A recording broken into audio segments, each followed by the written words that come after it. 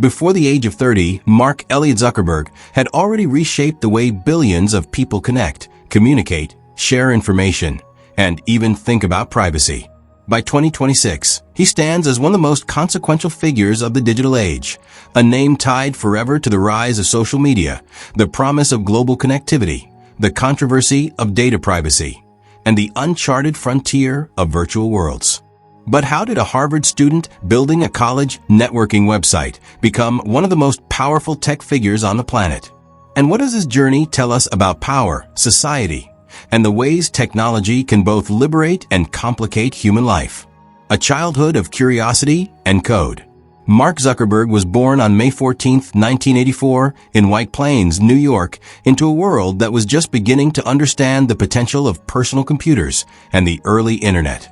His father, Edward, a dentist, and his mother, Karen, a psychiatrist, provided a supportive environment where curiosity was encouraged, especially when it came to computers. As a young boy, Zuckerberg showed an unusual affinity for technology. While other kids his age were playing video games, Mark wanted to build them. By middle school, he was already writing software, and his natural talent for patterns and logic set him apart. His father taught him Atari BASIC Programming, and soon Mark was creating messaging tools and games for fun. At Ardsley High School and later at Phillips Exeter Academy, he consistently gravitated toward projects that let him explore how people interact with machines and with each other through code. The birth of Facebook. In 2002, Zuckerberg enrolled at Harvard University with a major in psychology and computer science, a pairing that hinted at his deeper interests, not just how technology works, but how people think and connect. While at Harvard, he built several projects that hinted at his future ambitions. One early example was CourseMatch, a tool that helped students pick classes based on who else was taking them. Another was FaceMash, a website that allowed students to compare photos and rate their classmates. FaceMash was quickly shut down by Harvard for violating privacy rules, but it revealed something important.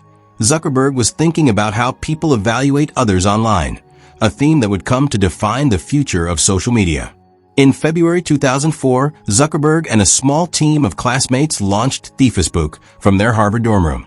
It was a simple idea, a digital directory where students could connect with each other. But within weeks, it spread like wildfire across Harvard and then to other universities. By the end of 2004, the service dropped and became simply Facebook. Zuckerberg left Harvard before graduating to focus fully on the company. The decision was risky. Most people don't abandon a prestigious degree for a startup, but it would prove to be one of the defining moves of his life. Expansion, money, and the power to connect the world. Once Facebook opened beyond college campuses in 2006, joining was no longer limited to students. It became available to anyone with an email address. The growth was explosive. Within a few years, Facebook became the largest social network in the world. By the early 2010s, it had crossed 1 billion users.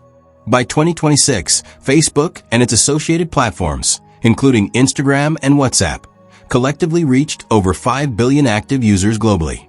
Mark Zuckerberg became the youngest self-made billionaire in history at age 23. But unlike many entrepreneurs who chase personal wealth, Zuckerberg often emphasized connection and impact. He talked about the mission of Facebook as bringing the world closer together, building community, strengthening relationships, and giving everyone a voice. His leadership style was known for being intense, analytical, and deeply focused on long-term thinking. He pushed the company to invest heavily in infrastructure, servers, data centers, and artificial intelligence systems, so the platform could scale and innovate. The controversies that defined an era.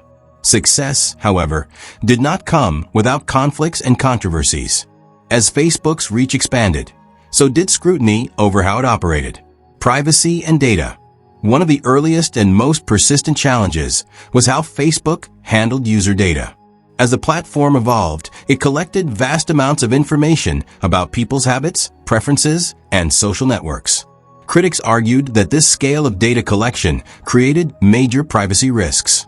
The watershed moment came in 2018 with the Cambridge Analytica scandal, where data from millions of Facebook users was harvested without clear consent and used to influence political campaigns. the fallout was massive. Global media coverage highlighted the risks of unchecked social media data. Governments began investigating Facebook and other tech companies. Zuckerberg testified before legislative bodies in the US, Europe, and elsewhere. This event marked a turning point in how society viewed tech platforms, no longer just tools, but entities with enormous influence over public discourse.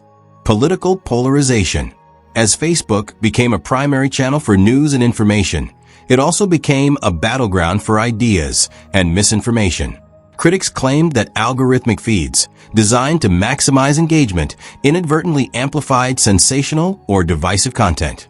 Zuckerberg defended the platform by emphasizing freedom of expression and resisting calls for heavy content moderation, arguing that users should control their experiences. But governments, media groups, and even some Facebook employees pushed back, saying that tech platforms needed stronger safeguards to protect public discourse. Regulation and scrutiny. By the early 2020s, Facebook and other tech giants faced coordinated regulatory pressure.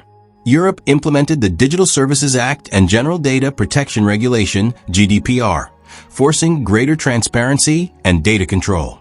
In the US, lawmakers debated antitrust actions, privacy laws, and content moderation rules.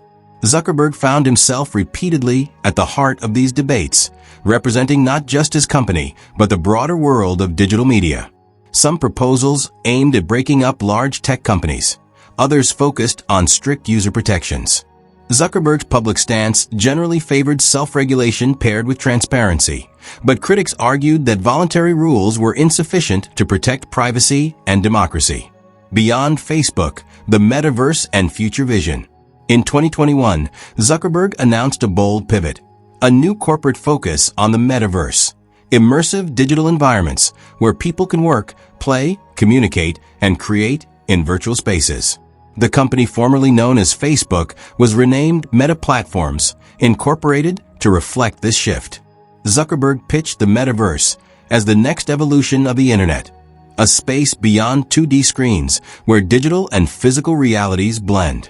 Meta invested billions in augmented reality, AR, and virtual reality, VR technologies, building products like advanced headsets, collaborative virtual workspaces, and digital economies. Critics questioned whether the metaverse was practical or just hype. Supporters said it represented a new frontier with enormous creative and economic potential. Either way, Zuckerberg positioned Meta at the center of this technological race. Leadership style and public persona. Unlike many CEOs who cultivate polished public images, Zuckerberg's persona has often been described as intense, logical, and sometimes inscrutable. He's known for a straightforward communication style that emphasizes data and long-term strategy, sometimes at the expense of emotional resonance. Internally, he encouraged a culture of experimentation, valuing engineers who could prototype ideas quickly and iterate based on data. This approach fueled rapid development, but it also occasionally led to unforeseen consequences, especially when innovations interacted with complex social systems. Legacy, influence, and the future. By 2026, Mark Zuckerberg's influence is undeniable. His work changed the way humans communicate, creating platforms that connect families, friends, activists, communities, and businesses across the globe. Yet his legacy is complex. For supporters, he is a visionary who democratized communication and built tools that empowered billions. For critics, he represents the challenges of powerful tech platforms, data privacy concerns, the spread of misinformation, and questions about accountability. Zuckerberg himself often frames the conversation in terms of optimism, technology as a force for connection and opportunity. But the world he helped build is still evolving, and society continues to grapple with the consequences of digital life. Where once the internet was a place of academic innovation, by the 2020s, it had become the central stage of modern life, and Mark Zuckerberg was one of the architects of that transformation. Power in the digital age is not measured in territory or armies. It's measured in networks, attention, and influence. Zuckerberg's story is not just about code or commerce. It's about how human society adapts when the very infrastructure of communication is redesigned. Whether celebrated or criticized, his impact is inescapable. In the 21st century, no narrative about media, technology, or public life is complete without understanding the man who helped define them.